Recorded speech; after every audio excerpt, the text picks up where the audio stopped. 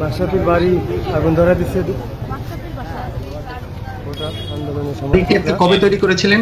এই বাড়ি তৈরি করেছিলাম ভাই 2014 সালের মাঝামাঝি বা শেষের দিকে, 2015 যে হয়তো বা কাজ শেষ হয়, এটা শেষ। আচ্ছা, 2014-15 সালে, 2014-15 সালে। আচ্ছা আচ্ছা।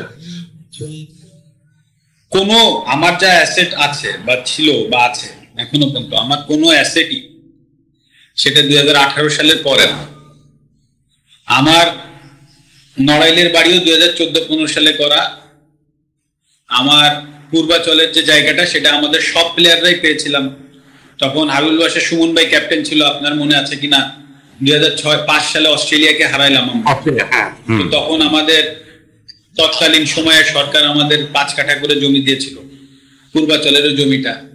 আমার মিরপুরের যে বাড়িটা আছে একটা 2008 সালে করা, আইপিএল খেলে এসে করছি।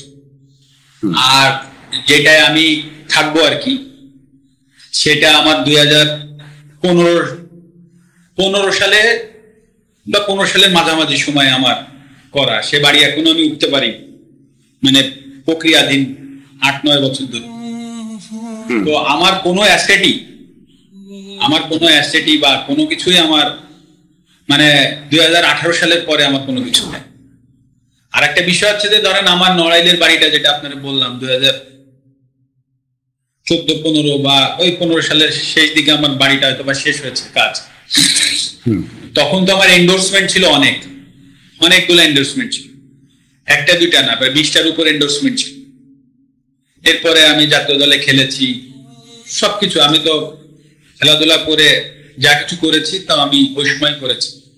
আর আমি যে বাড়িটা নড়াইলে আমার মাকে করে দিয়েছিলাম যেটা বলছি বারবার 15 সালে, তো ধর সেই বাড়িটা তো এখন আর নাই, এখন তো ভেঙে চুরে শেষ করে দিয়েছে।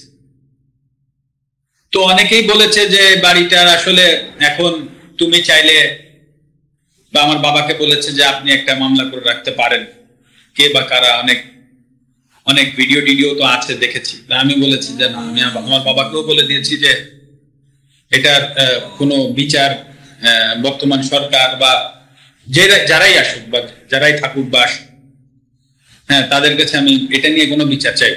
কারণ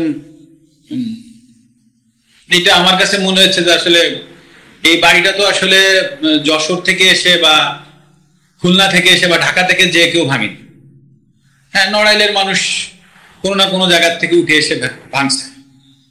তো আসলে আমি নড়াইলের মানুষের বিরুদ্ধে আর বিচার চাইবো না। তো যেটা হয়ে গেছে ওটা আমি একসেপ্ট করে নিচ্ছি। হয়তো বা আমার কাছে আমি এভাবে একসেপ্ট করে নিচ্ছি, হয়তো বা আমার কোনো ভুল ছিল, আমি কোনো ভুল করেছি, হয়তো বা তার জন্য ওনারা হয়তো বা এসে ওটা করেছে।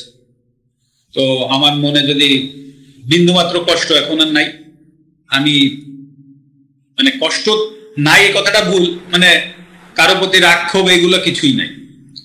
তো আমিও আশা করব নড়াইলবাসীর প্রতি যে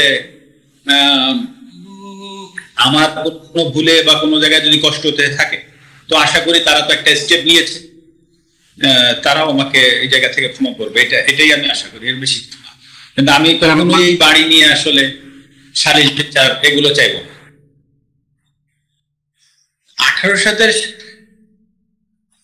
যদি প্রশ্নটা আসলে খেলোয়াড় মাশরাফির কাছে হইলো না, বা তারপরে আমি উত্তর দিচ্ছি যে 2018 সালের হলফনামা এবং 24 সালের হলফনামা দেখলেই আপনি পরিষ্কার হবেন, এবং তারপরে আপনি সেটাকে জাস্টিফাই করলে, সেটা তো আমি বললে হবে না, সেটাকে জাস্টিফাই করলে পরিষ্কার বোঝা যাবে। শুধু এতটুকুই বলছি যে সেটা দেখলে পরিষ্কারভাবে বোঝা যাবে যে আসলে ঘটনা কি।